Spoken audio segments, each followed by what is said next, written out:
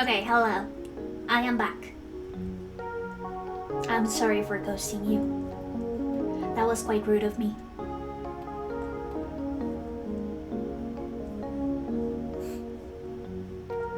But anyways, as I was saying, just like how my connection broke, you also can break the patterns in the fabric so that it looks more realistic. Can a ghost resurrect though?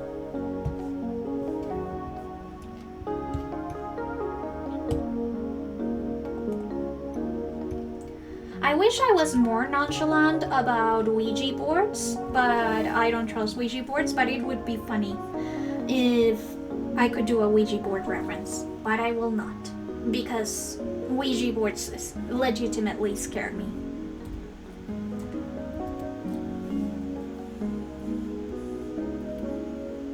Oh wait, right, this model's backstory is that I was part of a botched summoning, so maybe instead of summoning circle would be cool instead of a Ouija board. Ouija boards suck. Don't use a Ouija board.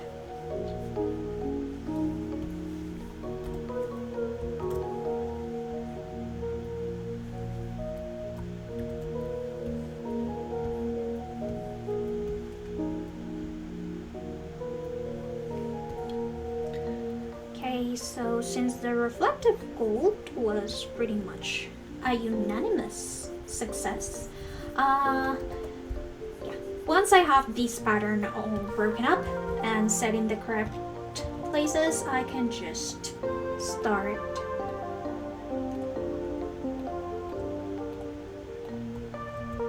putting them together. Yeah, I came back from purgatory. Yeah, that's what I'm called. It can also be called limbo. Limbo is like the more nondescript version. Yeah. Frida was the one who summoned me. She wanted a loyal servant. She got me instead.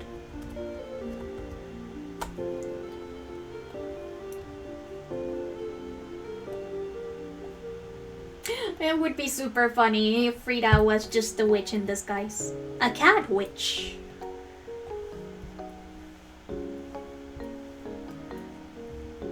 I too feel like I'm in limbo when I'm rendering. Rendering is like a love-hate relationship.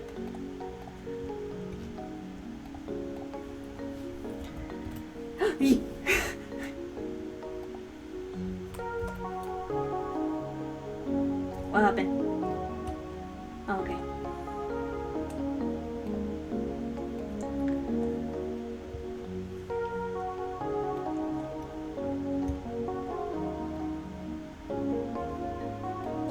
There we go. All cats are into the dark arts. Yeah, that's what I was also thinking. All cats are witches.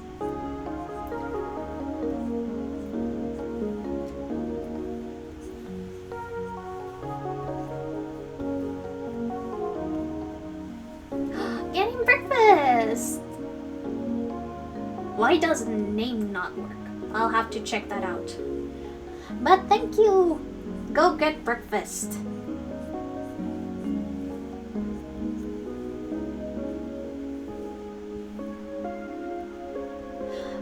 But also look, this is so thematic. The song that just started playing is called The Ghost in Love. Oh, you are going to work too? I thought that you were actually going to take a break because of Chinese New Year.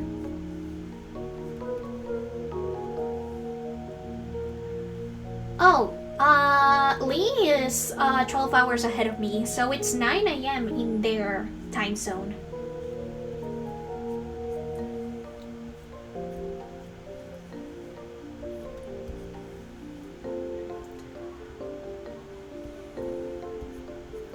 So that's a perfectly reasonable time to get breakfast. But look, the reflective gold looks so cool. Also, these are the scales. These are going to have a watercolor border.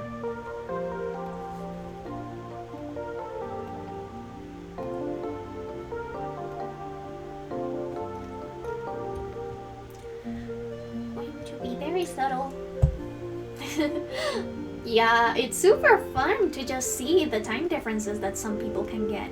Also, no, we lost 3 people. We lost 3 people.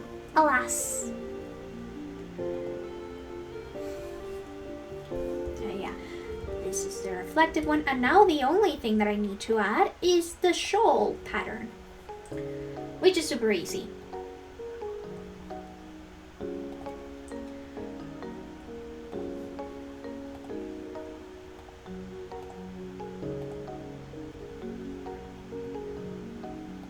Yeah, that's why I was asking them how Lunar New Year went for them, because they already had Lunar New Year.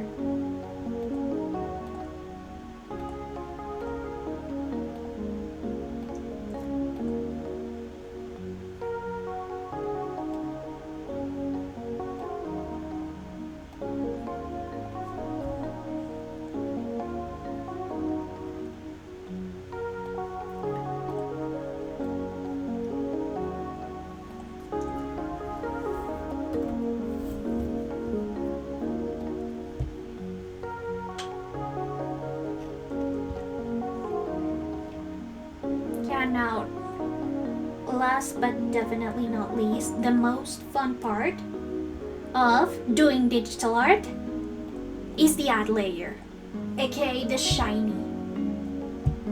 Cat attempts to summon dark creatures from the underworld. The creature, hello miss, do you have a moment to talk about our Lord and Savior Tally Hall? Exactly! 100%! You have no idea how much I have annoyed Frida singing out loud my favorite Tally Hall songs.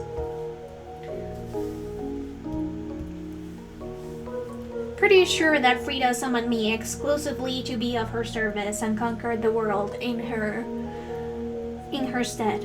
But unfortunately, she instead got a ghost that is probably even lazier than she is.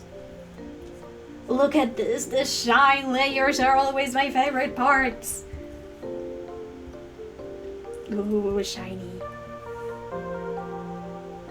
There's nothing more satisfying than adding shine layers. Ask any artist in the world and they say that they love shine. If they say they don't, they are lying.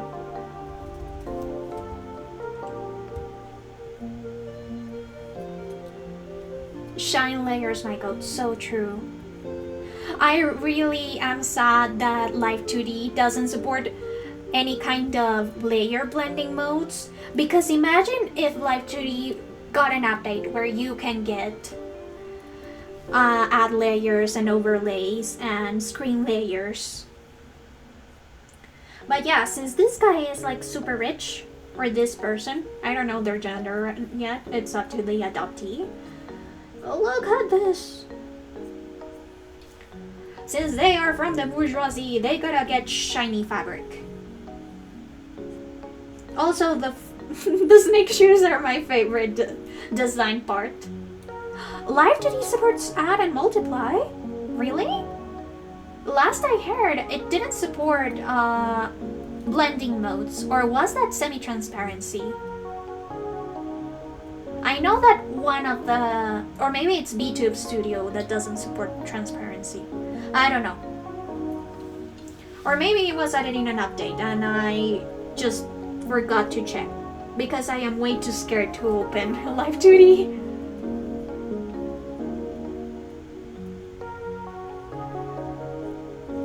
But yeah, also this green shine, what I'll be able to do is to add more contrast to the metallic parts that I need.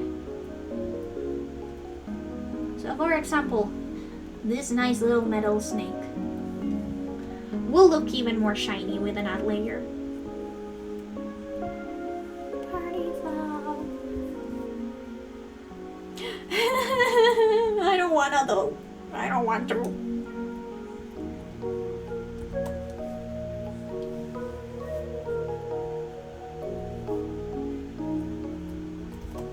I'm sure that it's not as bad as I think, but I'm honestly scared.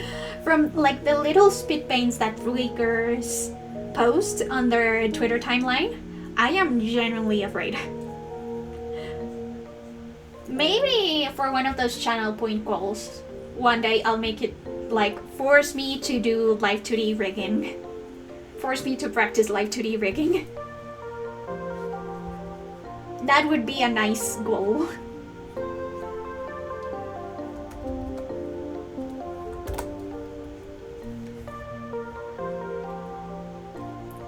Oh, shiny! Funny story, I have never watched Moana. Despite all of these years and despite having 2 young nephews, I have never watched Moana. Yeah, I have seen you suffer through rigging a lot. But then again, you are not an artist if you don't love complaining about what you're doing. We love saying about how miserable we are about certain parts of drawing. Is it to scare the competition? Who knows? But we all can commiserate in just how much we hate certain parts of art. Honestly, the most boring part of art for me is lining. I hate line work. Sometimes I have just heavily debated not doing line work and instead transitioning to actually doing paintings instead. Yeah. You know, paint cannot exist without pain, and that is something that us artists know very well. Honestly, Blanket, I was scared of light 2D at first, but what was stronger than my fear was my need to see my OCs moving. Yeah. The thing is that I already can see my OCs moving because I am making an RPG Maker video game, and walking animations in RPG Maker is super easy to do. As someone who picked their entire career path based on disliking rigging, I support this, yeah.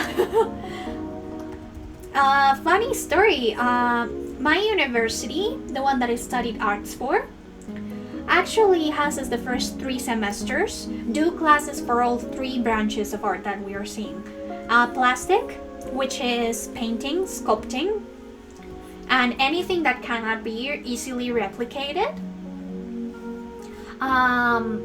Audiovisual, so video, music, and anything that mixes the two. And then graphic arts, which is the branch that I went to, which is printed material, illustration, typography, etc. So those first 3 semesters, it doesn't matter what branch you choose, you have to do classes for each of the 3, at least the first level for each class.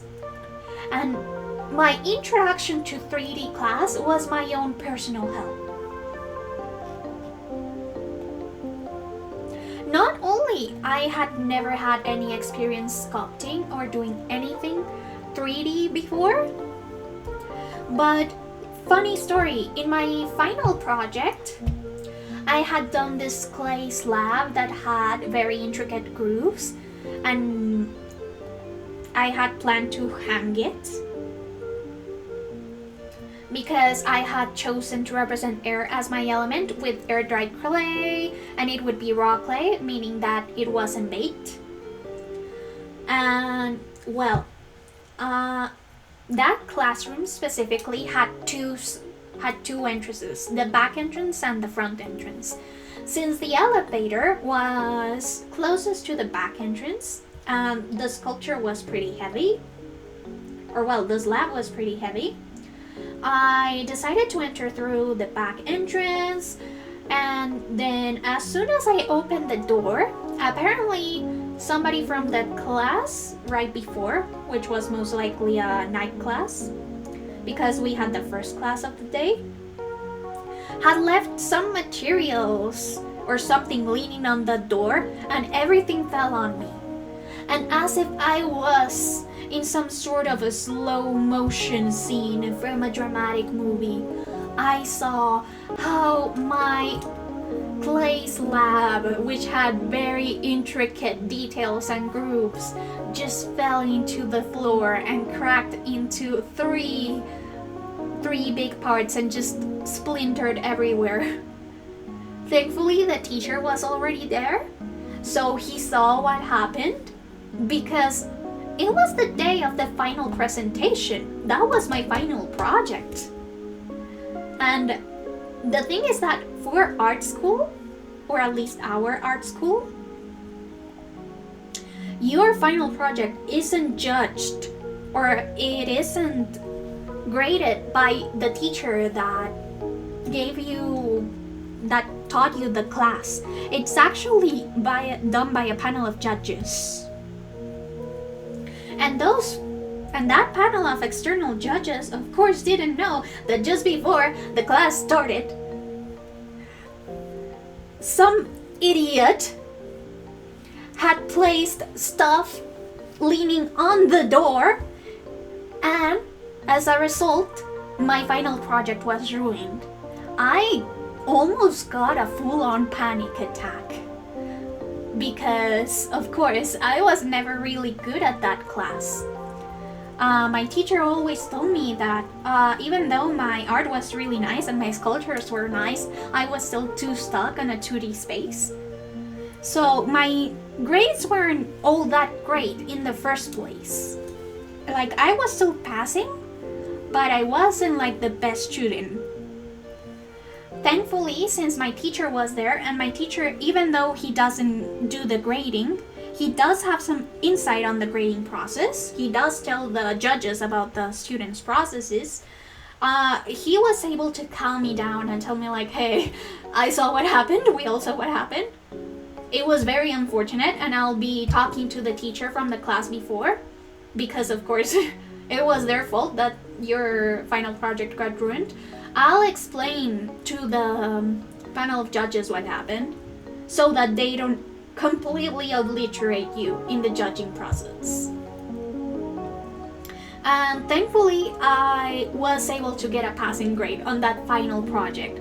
But if the teacher hadn't been there to witness my sculpture being broken,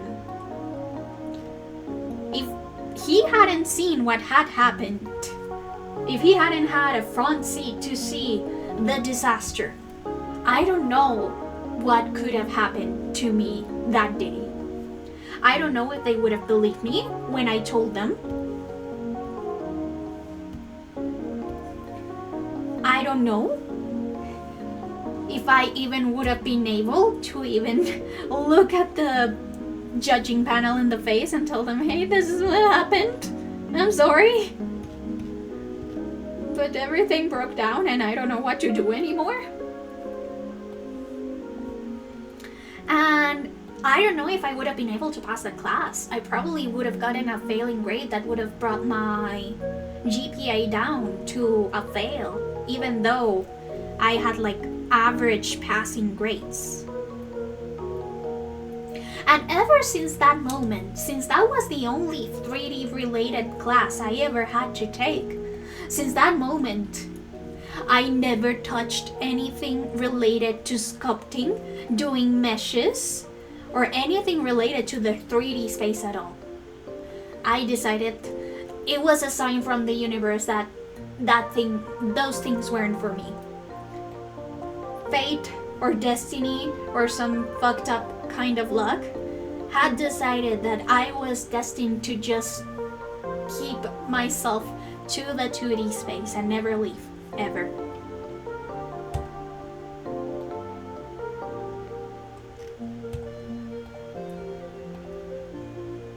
Ooh.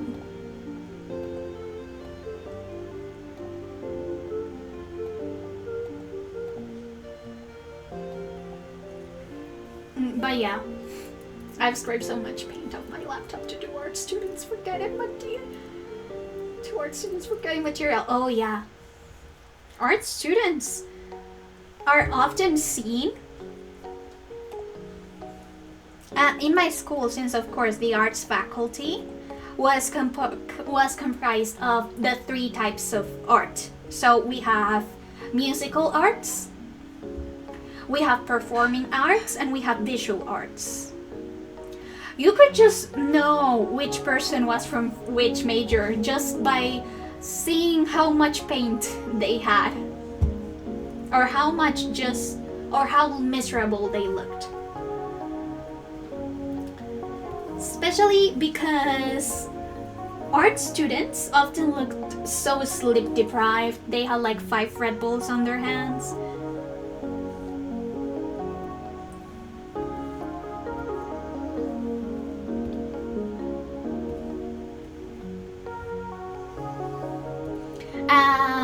usually performing arts students were obviously with like their leotards and tights so that they could do any exercises that their teachers asked them to. And then there's musical arts students, which usually wore the dullest, most boring clothing. I mean, compared to the other students. Because of course, it's the arts faculty. We're gonna dress a little bit crazy. I usually like to dress very colorfully. I like combining colors a lot. I have made t-shirts or Hawaiian print shirts with my little character, and I sometimes went to school with my little Hawaiian shirt. And meanwhile, music students look like a regular student. They don't really use that much colors or as much as art students do. They don't have like any odd accessories. I remember a student that was like a year above me that had the coolest steampunk hat. And he wore that to university every single day, and he was my personal hero. But also as art students, since we often stayed over to work on our stuff, we usually just were on sweats, covered in either paint or graphite or whatever was our main medium. I used to wipe my watercolor brushes on my sweatpants because I didn't bother to bring a rag or something. But thankfully, since most of our classes were mostly traditionally oriented, we were able to do digital art, but that was during more advanced times in our career.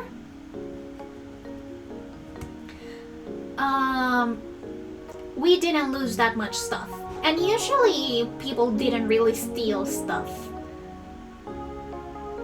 We could leave our phones unattended, our computers, any expensive stuff that people would usually think of stealing. We didn't steal that, we stole art materials.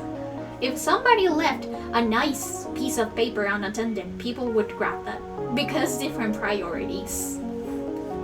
I've scraped so much paint off my laptop. Oh, wait, I already read that. Thankfully nothing like that because of someone else. But I've had some very devastating data losses. No, that sucks. Data losses are the worst. Corrupted files are the worst. As a digital artist, I feel your pain. Back when I had my absolute puzzle of a computer, I suffered some very devastating file corruptions. And just data losses in general.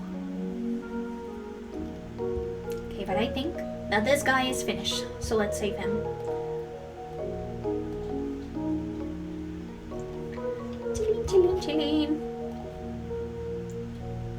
What do we think? Snaky snake person.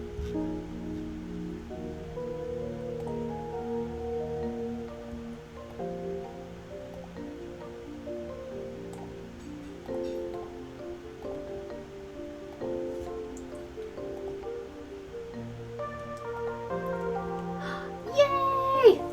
We are doing great. We finished this adoptable before the 10 p.m. mark. So let me just save this because this is a commission work that I was doing before stream. And yes, I'll save this because these is the patterns that I'm gonna use. So snake patterns. Under one to do. So now that I have this, what I'm gonna do, this is something that I always do for characters like this, is that I'm gonna make a new canvas, 2000 by 2000 canvas.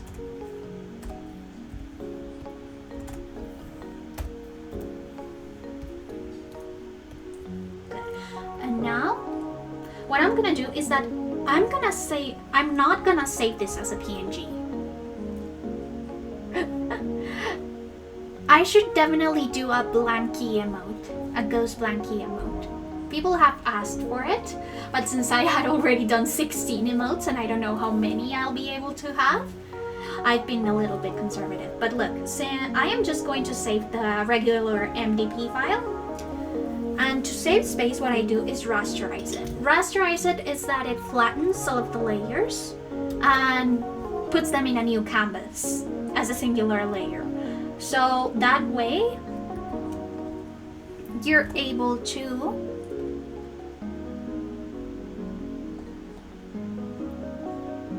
do this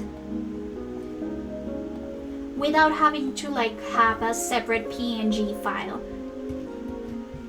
Now I can just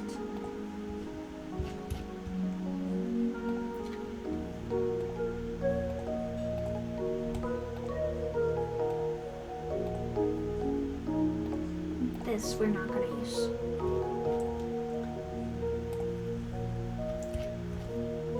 But we'll remove all of these layers, all of the special effect layers,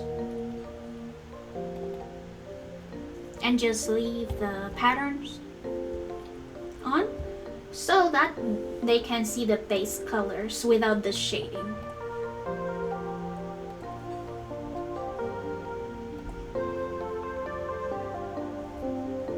Let me just open the palette, the snake palette.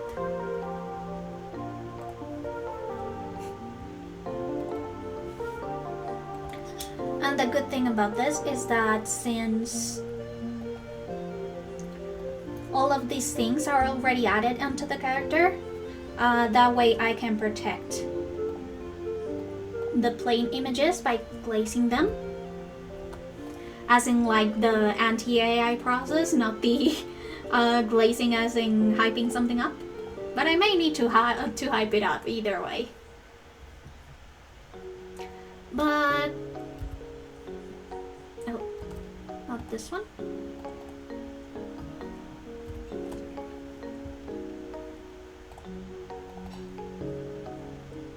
But that way people can see the patterns and everything without any shading and have a comprehensive palette of everything.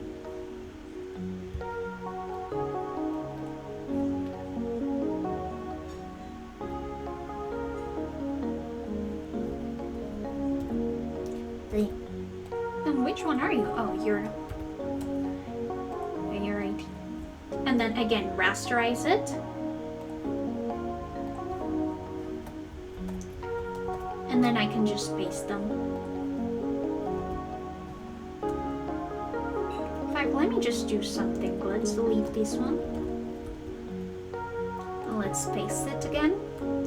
And this way, we can just add it into a folder and scale them together so that they are the same scale.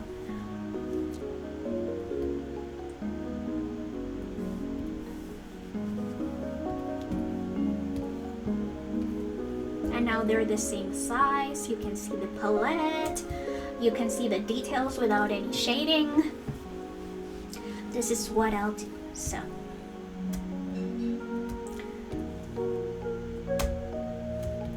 we can also move them together if we ever need to. But this is going to be what the layout is gonna be. And I'm gonna save that for until after stream so that I can do that at a more relaxed pace. But yeah, these are some tricks that I eventually ended up learning with either Medibang or a Paint Tool Sai. It's very convenient, specifically when you want to do some sort of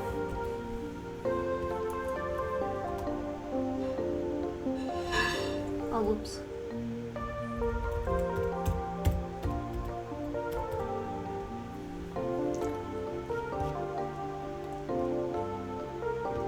There we go.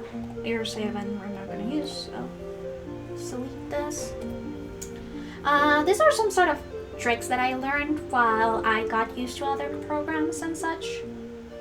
And I believe that it works for all types of drawing programs as long as they have a folder feature. But for now, let's actually close the stream with the YCH that I'm gonna do for Valentine's Day. And these are going to be set price. But I'm also going to raffle one spot. So it's going to be like 5 spots or 3 spots depending on how we end up.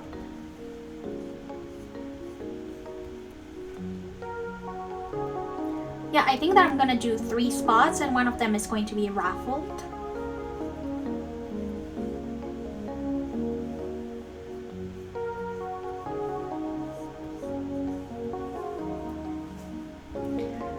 And that way people can participate.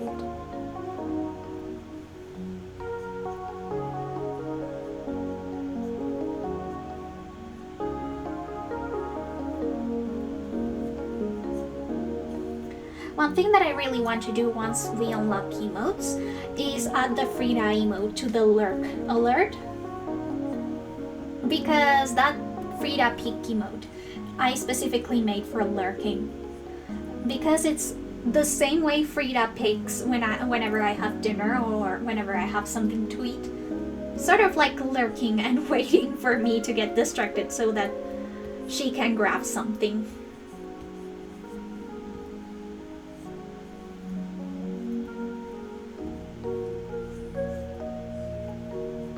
I would also maybe like to recycle some of the old icons that I made for Valentine's Day.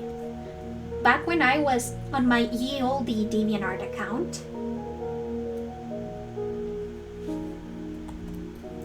Well, I said that I don't need to eat, but sometimes sitting can be very nice.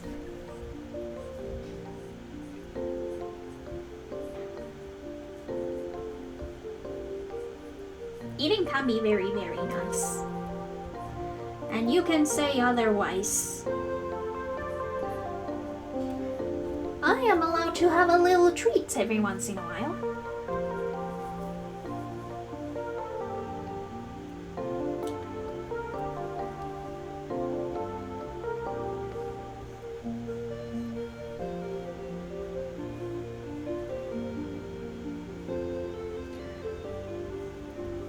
Just going to have a heart pillow in here. I am using a femme.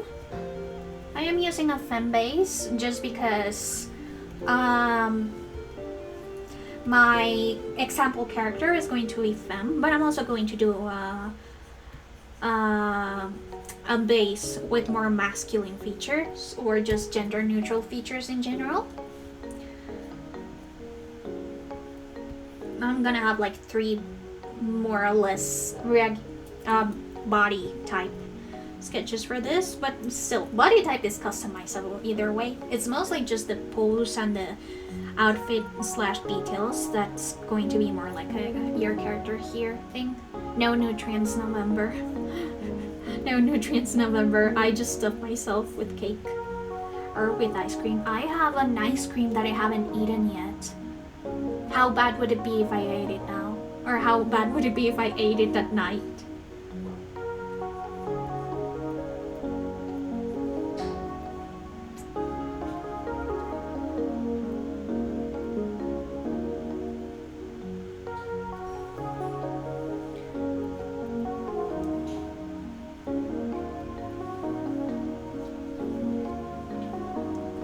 I deserve it. Yeah, so true. I do deserve it.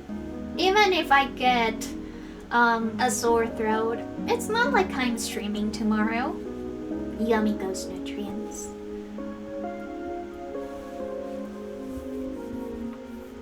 Yeah, didn't you know that there's a chemical element called BOO? That's the ghost nutrient.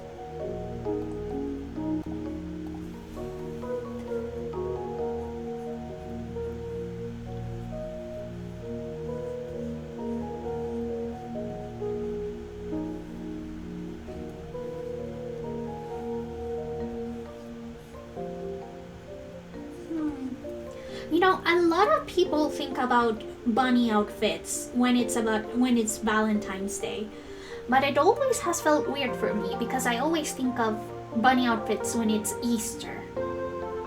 I guess Playboy magazine has played like a very big part in that. I instead often think of like cupids and cherubs. Let me see some Valentine's Day info.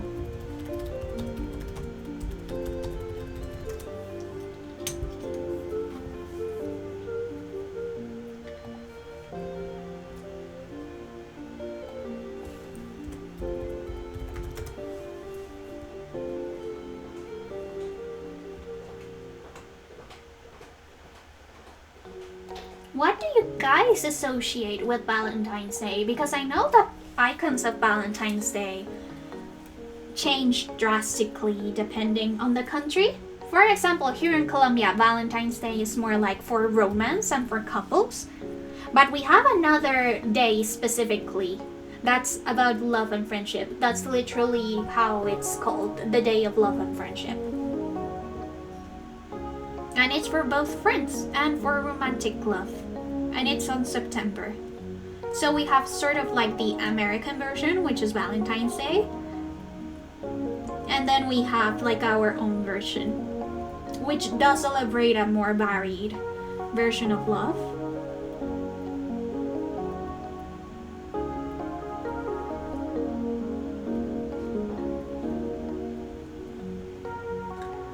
Eating ice cream at night? From a scale? From Warsimus to pineapple pizza? Socks and sandals? Socks and candles. Yeah, that's also not a good idea. In the US, it's all about couples. Yeah, I do know that Valentine's Day is more romantic than anything. Which is interesting. I do know that there's like the backstory that it's because a priest, I believe, actually married couples that usually weren't allowed in the Christian church, and he was like a champion of love and stuff, and he also had like a forbidden love with someone which he was never able to fulfill because Valentine's Day here in Colombia, it's Saint Valentine's Day, so like a saint, an actual saint.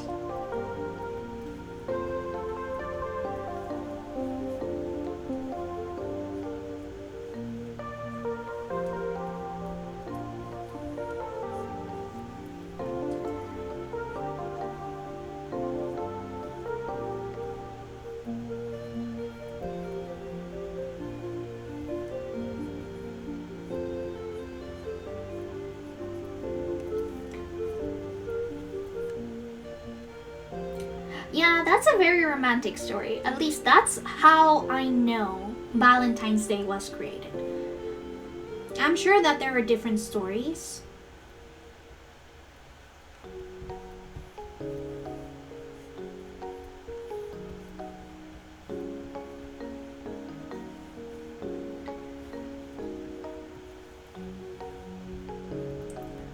But you know, different strokes.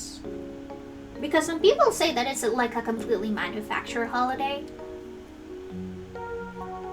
That it was only created to sell chocolate. And honestly, a holiday to sell chocolate is not one that I'm opposed to. My favorite holiday is Halloween, obviously. But so Valentine's Day, I don't find it as annoying as I was by it back when I was a kid. Because, you know, when you're a kid, it's like, ew, love, icky. But then, the more practical part of my brain turned on and said, wait, the day after Valentine's Day, all of that leftover chocolate and candy is going to be discounted. All Hearts Day! Ooh, much like Halloween is mostly just an American influence. Yeah, that makes sense. Halloween does have its own like cultural influence because Halloween is celebrated as All Saints Day as well, and it's supposed to also like be the only day in which spirits can cross from one place to the other. And you know, Mexico has its more faithful version of that tradition, which is Dia de los Muertos. But Halloween is also like an All Saints Day thing, which is part of Catholic religion.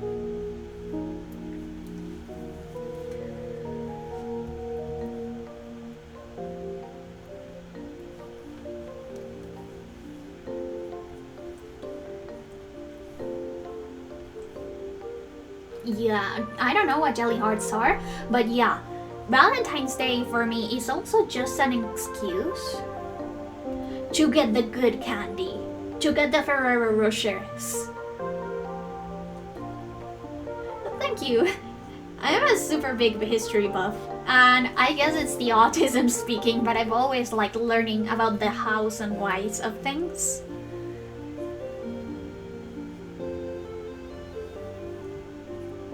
Because, you know, it's nice to know where things come from. Especially when it's something that's culturally relevant.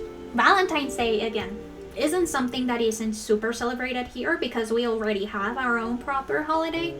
But it still gets like its own little Valentine's Day decorations. Especially since we have Dollar Cities, and Dollar Cities are Canadian. We of course get Valentine's Day merch around February, so we do see stuff from how Canadians celebrate Valentine's Day. And this was the first time I was actually able to purchase candy hearts. Oh, a heart covered in granulated red jelly candy shaped like a heart covered in granulated sugar. Oh, I think I know what those are. Okay. Candy hearts are something that I had only seen on TV or in cartoons, but now that we have like the Dollar City or Dollar Tree, I was actually able to buy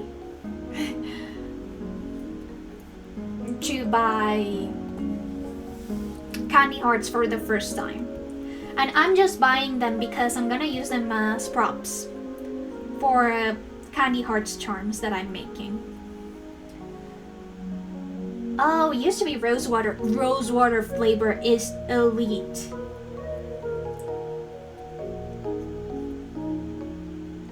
I love rosewater flavored stuff.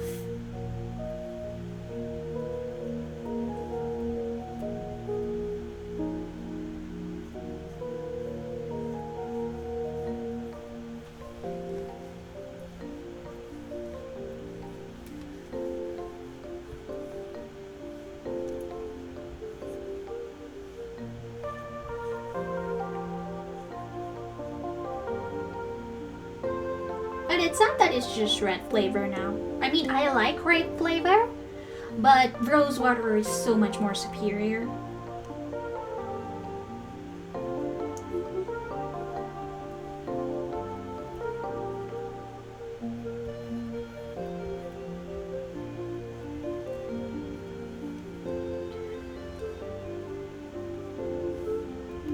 Maybe it'd be better if it was like lace. Lace is much more romantic. Even though ruffles also are, I like the lace more. And since I'm going to use a character of mine as an example. Also, I have always wondered, how is red flavor made? Like, we all know what red tastes like when it comes to candy, but what is the specific flavoring or a specific mix of flavoring that comes with red?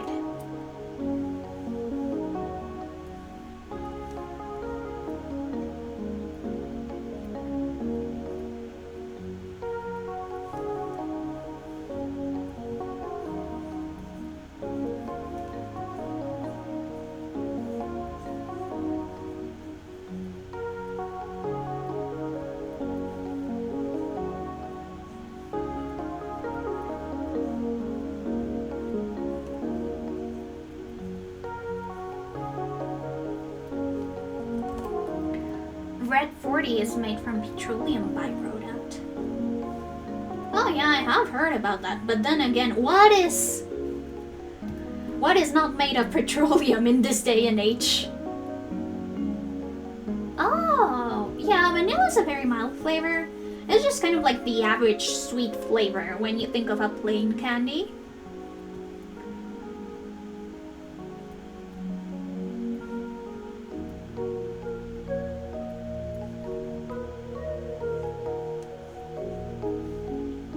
Like when you think of like very plain candy or like a plain pastry, for example, I really like baking cupcakes. Vanilla is kind of like the average of what you like to do, and then you can add, for example, fruit pieces.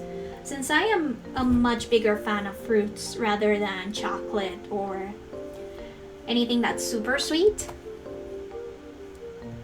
I often just use vanilla as a flavoring,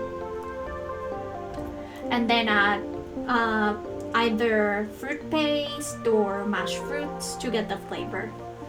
Yeah, that's so vanilla. But you know, I always didn't really like that saying because vanilla is still pleasant. Like, there is very few people who actually dislike vanilla.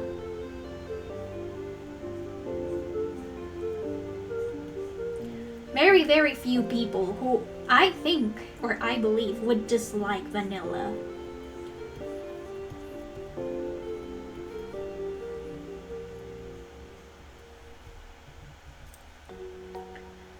Original rosewater was the back to sweet flavor, but slowly people started substituting rosewater for vanilla. That's interesting.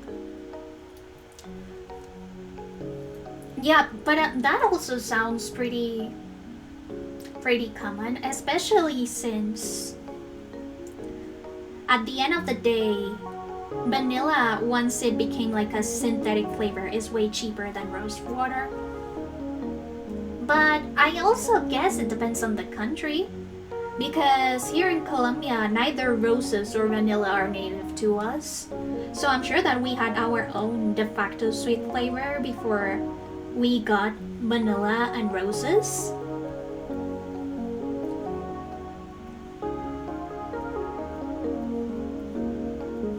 I often relate rosewater flavoring to a very specific part of both Europe and Asia.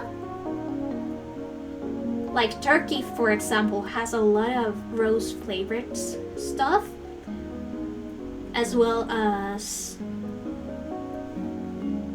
the Arab Emirates. They also have a lot of rose flavored stuff.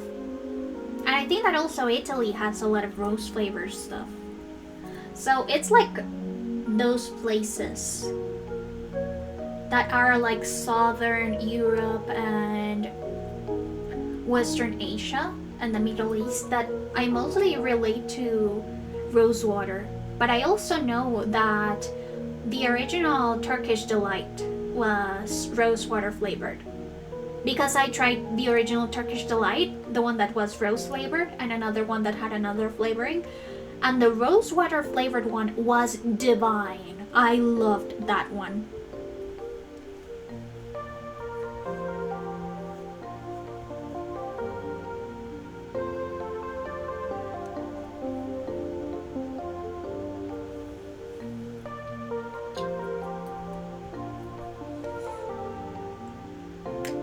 Oh, violets. Yeah, that often happens. Flower flavors. My favorite flower is hibiscus, and that ironically, or well, non-ironically, is my favorite flavor of tea, or my favorite flower flavor overall. I really like hibiscus. Both how it looks and how it tastes.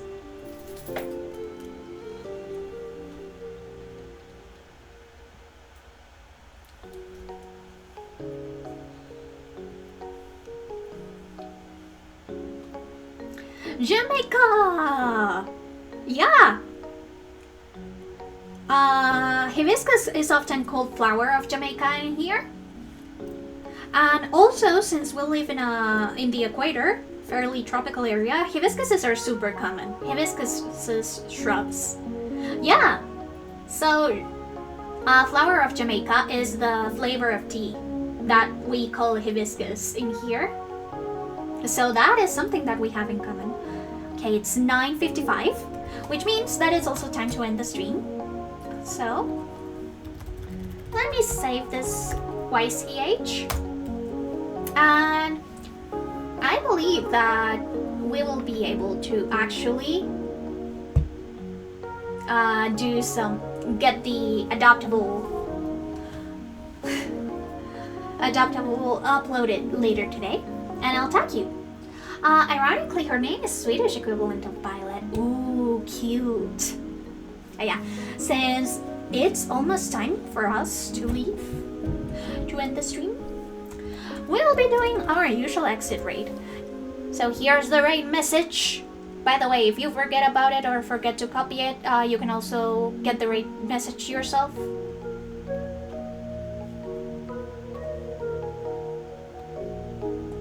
But anyways, if you have anybody you want to recommend for a raid, I'd love to hear your suggestions. In fact, let me check who is online right now.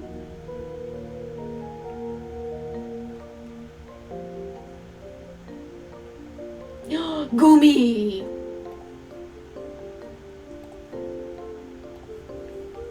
Okay. Let's actually see who's online. Let's not get distracted by the person doing Gumi fan art. But again, if you have any suggestions, feel free to tell me.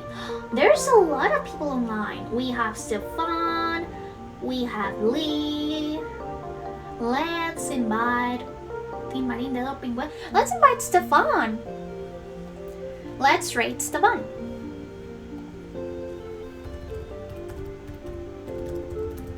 So, let's copy our raid message, and we can go on in and say hi to Stefan once we end our stream.